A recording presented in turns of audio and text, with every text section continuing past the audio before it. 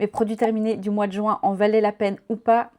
Je t'explique tout ça. J'ai fini pour la millième fois, je pense, l'Hydrolat Pure Lavande Fine de Provence de chez Aromazone. Je l'aime beaucoup. Moi, je l'utilise vraiment comme un toner le matin. Ça fait un petit effet rafraîchissant avant de mettre mes soins. Je l'adore. Je rachèterai ce produit à vie. J'ai fini l'eau micellaire de chez SVR. C'est la Sensifine AR à la niacinamide. C'est un nettoyant démaquillant qui apaise les rougeurs. Je l'avais acheté quand j'avais des problèmes de dermatite. J'en ai plus maintenant. Je me démaquille pas du tout à l'eau micellaire, mais j'adore toujours avoir ce produit à la maison pour parfois enlever mon rouge à lèvres. Au soir, juste passer un petit coton avec de l'eau micellaire quand je me suis pas maquillée de la journée. Je vais pas forcément la racheter parce que j'en ai plus trop l'utilité anti-rougeur. Est-ce que ça fonctionnait pour l'anti-rougeur, le démaquillage, etc. Je sais pas trop. Je pense qu'elle était bien. J'ai terminé le Glazing Mist de chez Rhode. Je l'adore.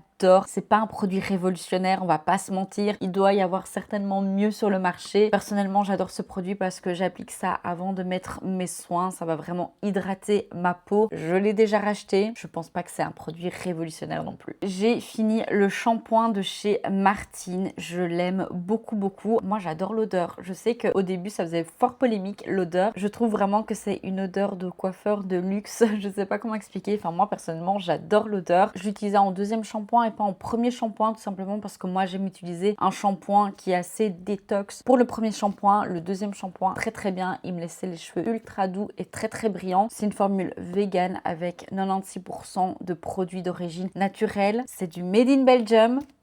Je pense qu'il coûte une vingtaine d'euros. Je l'adore, je suis très susceptible de le racheter. Que demander de plus? À ma grande surprise, j'ai adoré ce produit. C'est la Citrica B5 Cream de chez Skin 1004. Elle est trop bien parce que c'était vraiment un gel, donc c'est parfait pour les grosses chaleurs. Personnellement, j'adore l'odeur du tea tree. Je trouve que ça fait vraiment un effet purifiant, un peu aseptisant. Personnellement, je l'ai adoré. Je suis très susceptible de la racheter. Je pense que pour les peaux mixtes à grasse, elle est faite pour vous. Et pour terminer, j'ai fini cette crème là de chez Sana, je pense. C'est une marque japonaise. C'est une crème pour les yeux et sur le packaging, on voyait que la dame avait les cernes ultra foncées et qu'après cette crème là, elle n'avait plus les cernes foncées. Non.